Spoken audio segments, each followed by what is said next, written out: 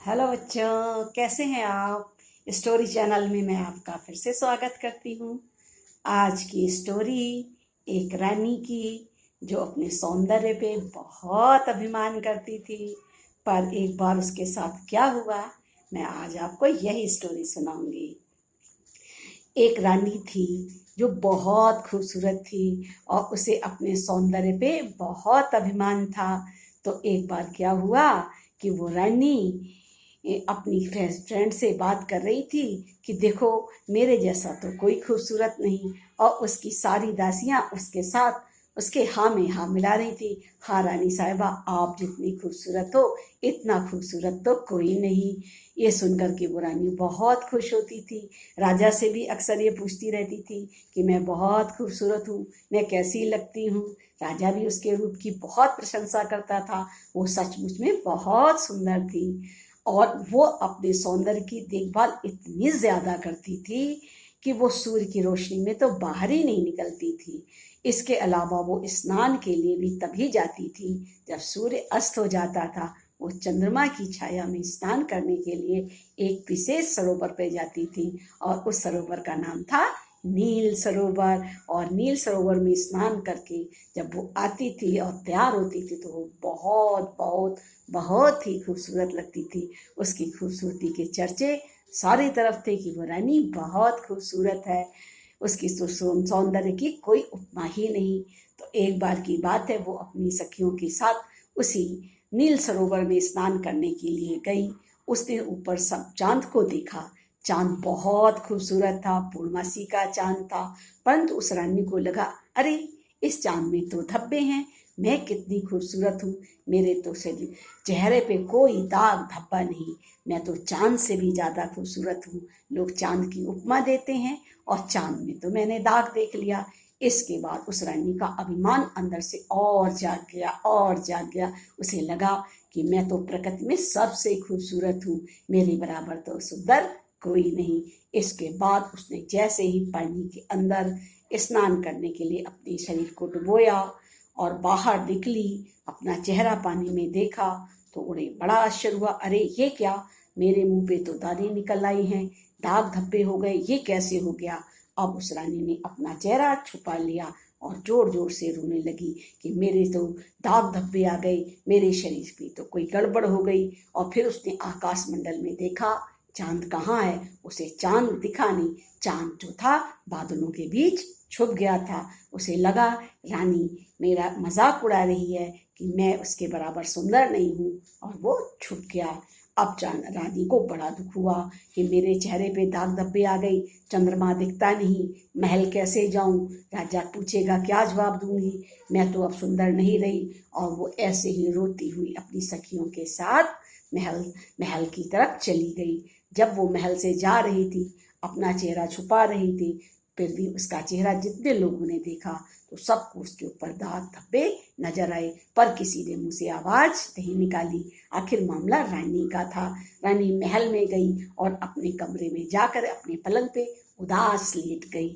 जब उसकी उदासी बढ़ने लगी तो राजा के पास में भी बात पहुंच गई कि रानी आज बहुत उदास है, उसके चेहरे पे कुछ दाग धब्बे पड़ गए हैं, वो नदी स्नान को गई और उसके बाद लौटी तो उसके साथ ऐसा हो गया है। इसके बाद राजा भी उसे देखने गया तो उसने राजा के सामने भी अपना मुंह नहीं खोला, चेहरा छुपा के रखा। राजा उसे बहुत समझाता रहा, रानी तुम मत परेशान हो, मत परेशान हो, ये जो कुछ भी हुआ है ठीक हो जाएगा, मैं राजवैद्य को बुलवाऊंगा, राजवैद्य कोई ना कोई उपाय करेगा और तुम्हारा चेहरा सुंदर हो जाएगा। पर रानी का दुख कम नहीं हुआ, वो रोती गई रोती गई रोती गई। अंत में राजा ने राजवैद्य को बुलवाया और कहा कि रानी को कुछ चेहरे के ऊपर दाग धब्बे पड़ गए हैं, वैद्य जी इनका उपाय करिए। जब वैद्य जी ने उनका चेहरा देखा तो वो दाग धब्बे एक विचित्र दाग धब्बे थे जिसकी दवा उनके पास नहीं थी। उन्होंने कहा, राजन मेरे पास इसके लिए कोई दवा नहीं है। तो उन्होंने कहा, ऐसे कैसे हो सकता है, आप इतने बड़े वैद्य हैं और आपके पास कोई दवा न हो। ये कहने के बाद उन्होंने कहा कि जाइए इसकी दवा खोज करके लाइए। वैद्य जी जब लौटे तो अपने साथ एक पोथी लेकर के आई और उन्होंने कहा, इस पोथी में ऐसे रोगों की दवा है, ऐसे दाग धब्बों की दवा है, पर मेरे पास नहीं है और ये जड़ी बूटियां अपने राज्य में मिलती भी नहीं। तो राजा ने कहा ठीक है, बाहर के राज्य से मिलेंगी, मैं वहां से मंगवाऊंगा। आप बताइए आपको इसके में क्या क्या चाहिए। अब तो वैद्य जी ने बताया कि इसके लिए हमें एक 12 हाथ की लंबी ककड़ी चाहिए और मुझे सियार की सिंगी चाहिए और इसके अलावा एक नए गांव के नए पेड़ के नए पत्ते का नया फूल जिसका नया रंग हो, तब इसका हम जड़ी बूटी से जो सत्व तैयार करेंगे उससे रानी का चेहरा खिलेगा, साफ होगा और दाग धब्बे दूर होंगे। राजा ने तुरंत ही अपने 3 मंत्रियों को अलग अलग राज्यों में भेज दिया कि तुम जाओ सियार सिंगी लाओ, तुम जाओ 12 हाथ की ककड़ी लाओ और तुम जाओ नए गांव में नए पेड़ के नए पत्तों का नया फूल लेकर के आओ। अब तीनों लोग अपनी अपनी दिशा में गए और निराश लौटे। उन्हें ना तो 12 हाथ की ककड़ी मिली, ना सियार की सिंगी मिली, ना ही ऐसा कोई फूल मिला जिसमें नया रंग हो।